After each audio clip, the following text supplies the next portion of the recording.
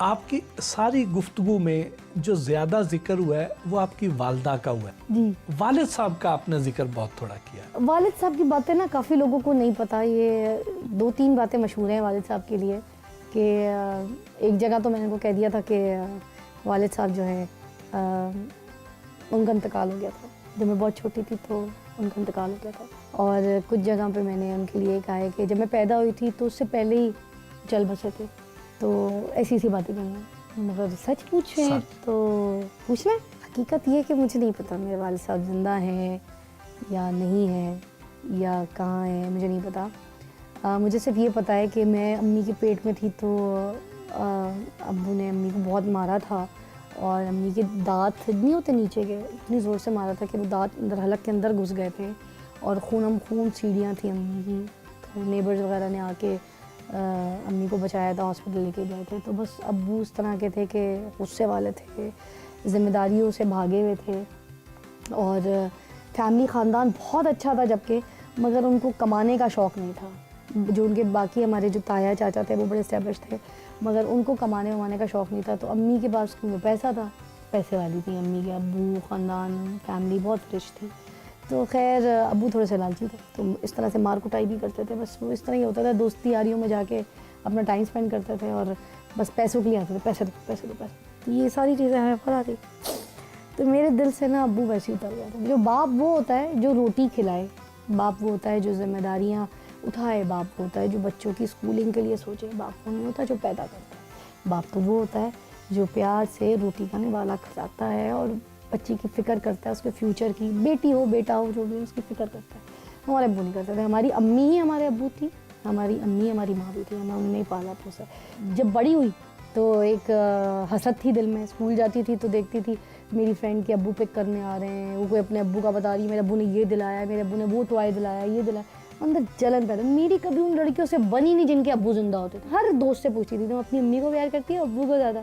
किसी ने कह दिया अब्बू को दोस्त बन ही नहीं सकती थी, किसी ने कह दिया अम्मी को मेरी बेस्ट फ्रेंड है। तो जब मैं बड़ी हुई मुझसे लोगों ने पूछना शुरू किया कि अब्बू कहाँ है, अब्बू कहाँ है। मेरे अब्बू का तो इंतकाल हो गया, अब्बू तो चले गए। कब का? हमारे बीच नहीं है अब्बू, अल्लाह ताला उनको जन्नत नसीब करे।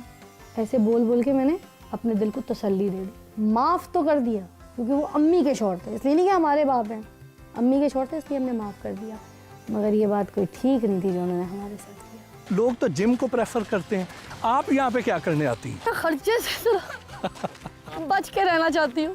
किस बात पे अम्मी से कभी मार पड़ी हो? किस बात से नहीं पड़ी, हर बात पे। सो जाओ, खा लो, कहाँ जा रही हो, गोदी आओ, चुप करो। हर बात पे यही चलता रहा, पूरा बचपन इसी में गुजरा है।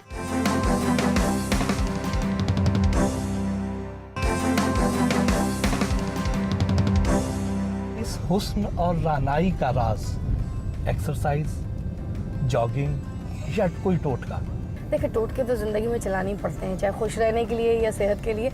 मगर मेरी ज़िंदगी में मैं भागती बहुत हूँ। झूठ से भाग जाती हूँ, लोगों से भाग जाती हूँ, फ्रॉड से भाग जाती हूँ, झगड़े से भाग जाती हूँ, कहीं फड्डा हो रहा हो उसको देख के भाग जाती हूँ। वो नहीं होते आग सेकने के लिए लोग आग लगाते हैं, एवं सर्दी में बैठ के आग सेक रहा, मैं वो भी देख लूँ तो मैं उससे भी भाग जाती हूँ।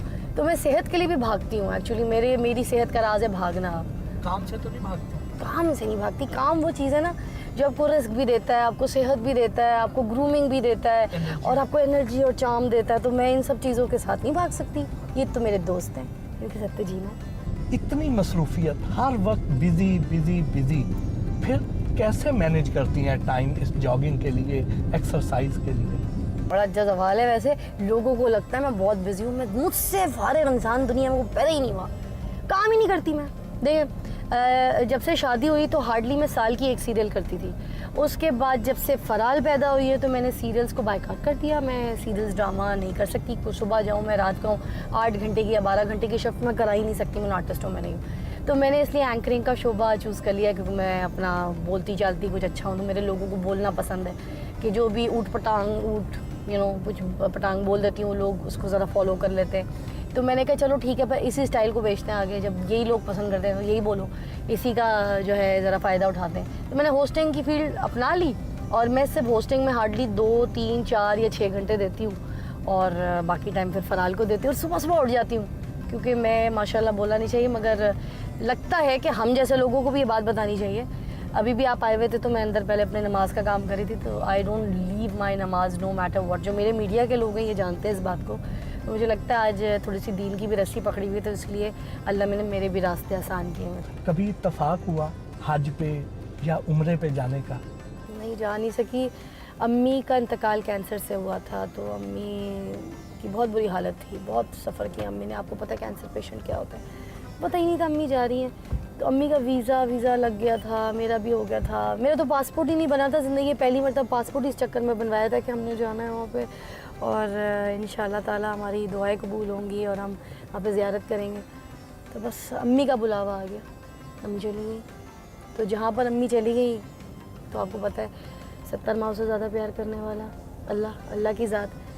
फिर ना उम्रा हो सका ना कुछ, मगर ये है कि ख्वाहिश बहुत है। आजकल का जो दौर है, लोग तो जिम को प्रेफर करते हैं, पार्क्स तो मुझे उतने आबाद नज़र नहीं आते हैं। आप यहाँ पे क्या करने आती हैं? देखिए पार्क में एक तो मज़ा आता है, फ्रेशनेस है, क्या फूल, क्या हरियाली, क्या वेदर, फिर ताज़ा हवा, है ना। अब ये सारी चीज़ें यहाँ पर मिलती हैं। वो देखिए सामने क्या खूबसूरत हरियाली और फूल, क्या खलियान। अब ये देखते हैं ना तो अच्छा लगता है, ज़रा फ्रेशनेस की फीलिंग आती है। आप जिम जाते हैं वहाँ पर सिर्फ म्यूज़िक होता है, धड़ धड़ बड़ बड़ बड़ बड़, और ट्रेडमिल के ऊपर आपने 20 से 25 मिनट वॉक करना है, एक दूसरे की शक्लें देखनी है, वो क्या कर रही है आंटी, अच्छा अच्छा। दूसरी गॉसिप होना शुरू हो जाती है, अगर कोई दोस्त मिल जाए आपको, अच्छा फ़लानी के वहाँ ये हुआ है, फ़लानी के वहाँ वो हुआ है। ये बातें करते करते आपका टाइम वेस्ट हो जाता है। अगर आप बात नहीं करते तो लोग कहते हैं एटीट्यूड बहुत दिखा रही है, ठीक है। फिर 50,000 रुपये महीना आप पे करो जिम का, उसके बाद इंस्ट्रक्टर का भी पे करो, फजूल का खर्च है कि नहीं है। तो उससे बेहतर ये है कि यहाँ पर आओ, थोड़ी सी योगा स्टेप्स करो, एक्सरसाइज के एरोबिक स्टेप्स कर लो और यहाँ पर अपनी वॉक करो। कोई ना पूछता है ना ताशता है ना। नेचर के करीब रहना चाहती हैं? नेचर के करीब नहीं, मैं खर्चे से तो बच के रहना चाहती हूँ। आपको टोटका गर्ल के नाम से भी पहचाना जाता है, कौन से टोटके बताती हैं? अम्मी हकीम थी ना, तो अम्मी बचपन से ना क्या करती थी, उठवाया करती थी दवाइयाँ, माजून बनवाया करती थी।